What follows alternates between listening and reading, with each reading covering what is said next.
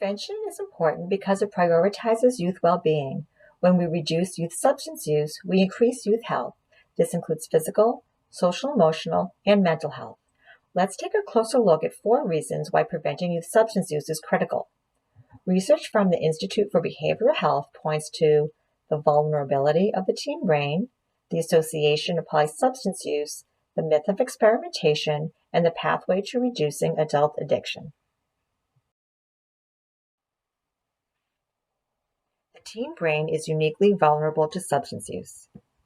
During adolescence, the teen brain undergoes a tremendous amount of growth and development, which will continue until the mid-20s.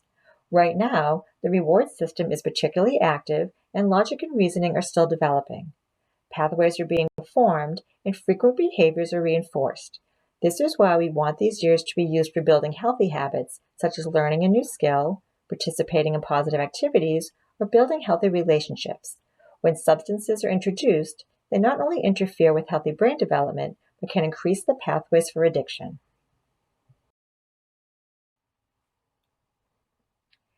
Dopamine is the feel-good hormone in our brain that controls reward and pleasure. For young people, hanging out with friends or participating in activities such as playing sports or listening to music can release dopamine, which gives them a sense of well-being. Alcohol, marijuana, nicotine, and other drugs of abuse hijack this process and flood the brain with more dopamine than would occur naturally. This creates a strong drive to repeat the negative behavior, and the link between pleasure and using substances is reinforced. All teen substance use is related. Data from the National Survey of Drug Use shows that when young people use one substance, particularly alcohol, marijuana, or cigarettes, they are more likely to use other substances. This is particularly concerning to prevention practitioners because underage use of any substance increases the risk of addiction to all substances. Let's take a closer look. When youth reported not using alcohol, they were less likely to report using marijuana, other illicit drugs, or cigarettes. When youth reported using alcohol, they were more likely to report using marijuana, other illicit drugs, or cigarettes. When youth reported not using cigarettes, they were less likely to report alcohol use, marijuana use, or the use of other illicit drugs. When youth reported using cigarettes, they were more likely to report alcohol use, marijuana use, or use of other illicit drugs.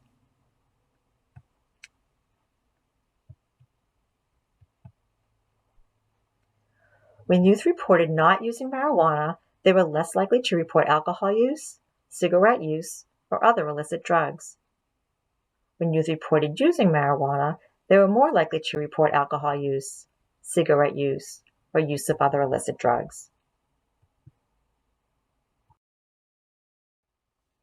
As these slides have shown, if youth report using alcohol or marijuana or cigarettes, they are more likely to report using the other 2 substances. And if teens do not use any one substances, they are much less likely to use the other 2 or to use illicit drugs. Our goal as parents or other caring adults should be the standard of no use of any substance under age 21. Not all teens experiment with substance use. Many adults mistakenly believe that it is inevitable that teens will experiment with drugs. Teens may also think that most of their peers are using drugs or that not using any drugs is a rare choice. In fact, there has been a steady 40-year trend of the majority of teens in the U.S. making the choice not to use alcohol, cigarettes, marijuana, or other drugs. Adults should still have open and honest conversations with their teens about the risks of substance use, but be important to communicate that you know that positive norms exist and that most youth are making healthy decisions. When most teens are making healthy choices, it increases the likelihood that others will choose healthy behaviors too. Reducing adult addiction must begin with youth prevention. Addiction is a pediatric disease.